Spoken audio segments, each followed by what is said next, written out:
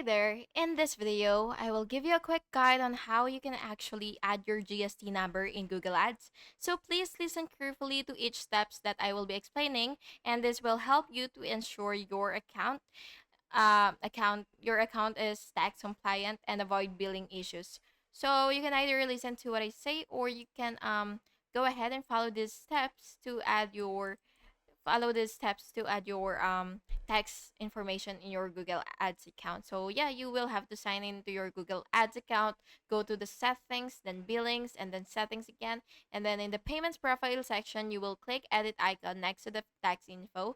And then you can then update your tax information and save. Or you can also go to that tools and settings icon at the top right corner of your screen, and then under the billing you will select settings, and then you will scroll down to tax information and then click add GST number and enter your GST number exactly as registered.